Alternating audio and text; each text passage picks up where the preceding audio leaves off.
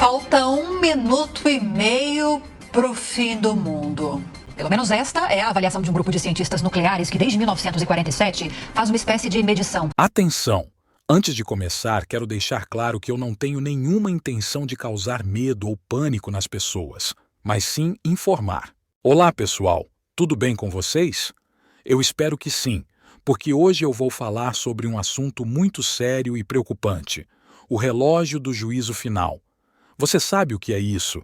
E por que ele está tão perto da meia-noite? Se você não sabe, fique ligado nesse vídeo, porque eu vou te contar tudo sobre esse dispositivo simbólico que mede o quão próximo da aniquilação da humanidade estamos.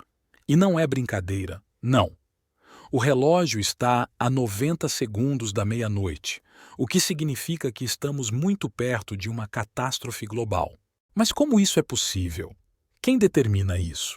Essas são algumas das perguntas que eu vou tentar responder nesse vídeo, com base em pesquisas feitas em livros e na internet. Mas antes de começar, eu quero pedir a sua ajuda para divulgar esse vídeo, porque eu acho que esse é um assunto que todos deveriam saber e se conscientizar. Então, se você gostar do vídeo, deixe o seu like, se inscreva no canal, ative o sininho, comente e compartilhe com os seus amigos. História e funcionamento do relógio do juízo final.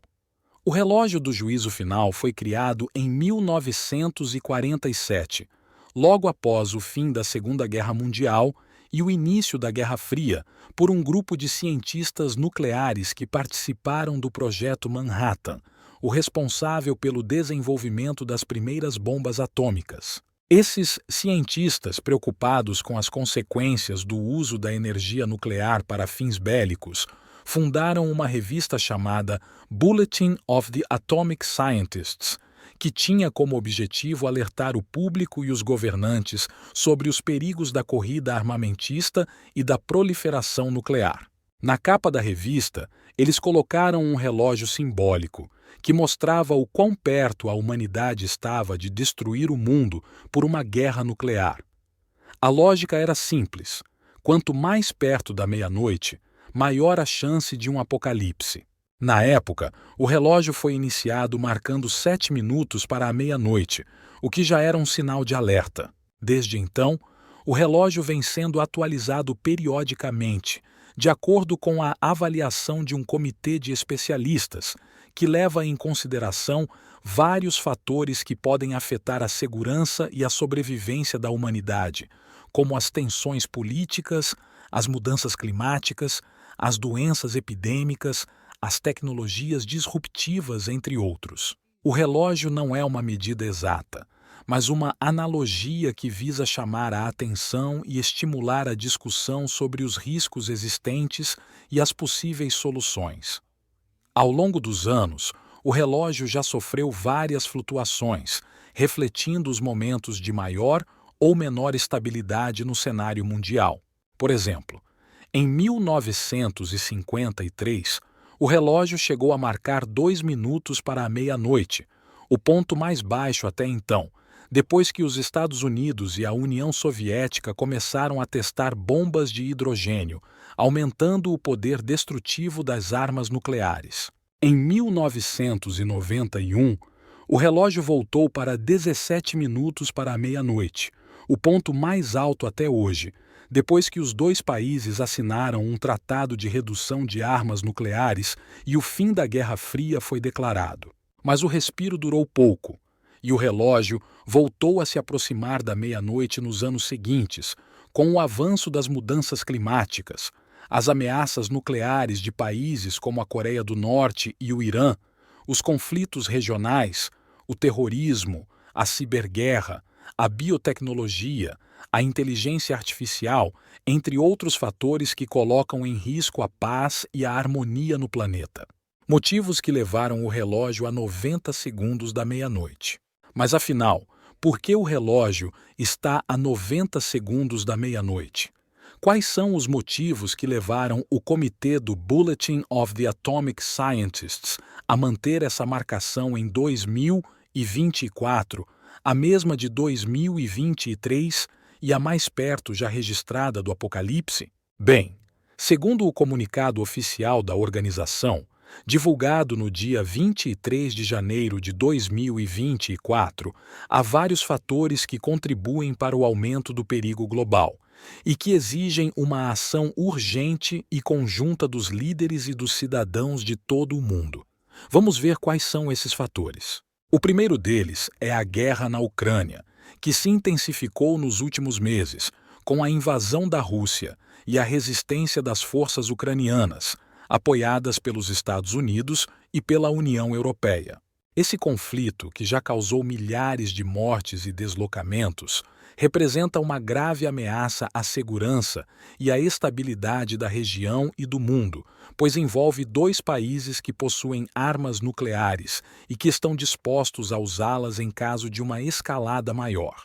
O segundo fator é a crise climática, que está se agravando a cada ano, com o aumento das temperaturas, dos eventos extremos, da poluição, da perda de biodiversidade, da escassez de água e de alimentos, entre outros problemas que afetam a saúde e o bem-estar de milhões de pessoas e de outras formas de vida. Segundo o relatório do Painel Intergovernamental sobre Mudanças Climáticas, IPCC, divulgado em 2023, o mundo já ultrapassou o limite de 1,5 graus Celsius de aquecimento global em relação aos níveis pré-industriais e está caminhando para um cenário catastrófico se não houver uma redução drástica das emissões de gases de efeito estufa. O relatório também alerta que alguns dos efeitos das mudanças climáticas são irreversíveis, como o derretimento das calotas polares, o aumento do nível do mar, a acidificação dos oceanos e a desertificação. O comitê do Bulletin of the Atomic Scientists afirma que a crise climática é uma ameaça existencial para a humanidade e que requer uma ação imediata e coordenada dos governos, das empresas, das organizações e dos indivíduos para evitar o pior. O terceiro fator é a expansão dos arsenais nucleares, que continua sendo uma fonte de instabilidade e de risco para a paz mundial. Apesar de alguns acordos e tratados internacionais que visam limitar ou eliminar as armas nucleares, ainda há cerca de 13 mil ogivas nucleares no mundo, sendo que mais de 90% delas pertencem aos Estados Unidos e à Rússia. Além disso, há outros países que possuem ou buscam desenvolver capacidade nuclear, como a China, a França, o Reino Unido, a Índia, o Paquistão, a Coreia do Norte, o Irã e Israel. Esses países, muitas vezes, estão envolvidos em conflitos ou disputas geopolíticas que podem gerar uma escalada de tensão e uma possível guerra nuclear, seja por acidente, por erro humano, por provocação ou por intenção.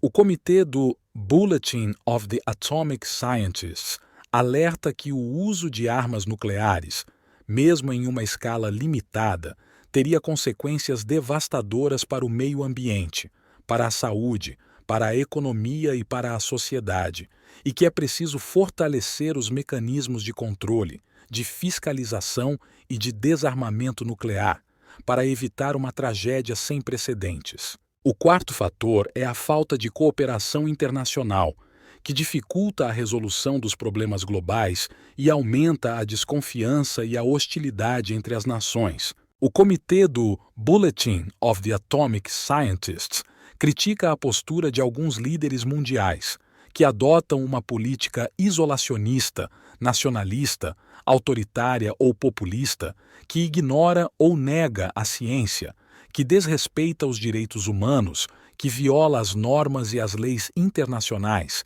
que enfraquece as instituições e as organizações multilaterais, que promove a desinformação e a polarização, que estimula o ódio e a violência, que coloca os interesses particulares acima dos interesses coletivos. O comitê defende que é preciso restaurar o diálogo, a diplomacia, a democracia, a solidariedade, a transparência, a responsabilidade, a ética e a racionalidade para enfrentar os desafios comuns e construir um mundo mais justo, mais seguro e mais sustentável. O quinto fator é a pandemia, que é uma situação que afeta a saúde e a vida de milhões de pessoas em todo o mundo e que tem consequências sociais, econômicas e políticas. A pandemia é causada por um vírus que se transmite facilmente entre as pessoas e que pode provocar sintomas graves ou fatais, especialmente em grupos de risco, como idosos, imunodeprimidos, portadores de doenças crônicas. A pandemia também gera uma sobrecarga nos sistemas de saúde, que muitas vezes não têm recursos suficientes para atender a demanda de pacientes. A pandemia também provoca uma crise econômica, que afeta a produção, o consumo, o comércio, o emprego, a renda, a pobreza e desigualdade. A pandemia também causa uma crise social, que impacta a educação, a cultura, o lazer, a mobilidade, a convivência, a violência e saúde mental. A pandemia também cria uma crise política, que envolve a gestão, a coordenação, a comunicação, a fiscalização, a responsabilização, a participação, a confiança e legitimidade. O comitê do Bulletin of the Atomic Scientists afirma que a pandemia é um desafio global, que requer uma resposta global, baseada na ciência, na cooperação, na solidariedade, na prevenção, na proteção, na vacinação, na recuperação, na resiliência e na transformação. Esses são os principais fatores que levaram o relógio do juízo final a 90 segundos da meia-noite, a marcação mais próxima do fim do mundo já registrada. Mas isso não significa que não há esperança, nem que não há solução. Pelo contrário, significa que há uma oportunidade e que há uma necessidade de mudar essa situação, de reverter essa tendência e de afastar esse perigo. E isso depende de cada um de nós, de você que está assistindo a esse vídeo. Por isso, eu te convido a se informar e a se conscientizar. Eu quero saber a sua opinião sobre esse assunto. E se vocês quiserem ajudar o canal a melhorar, vocês podem compartilhar o vídeo com os seus amigos, nas suas redes sociais e nos seus grupos. Eu agradeço muito a sua colaboração e o seu apoio. Muito obrigado pela sua atenção e até a próxima.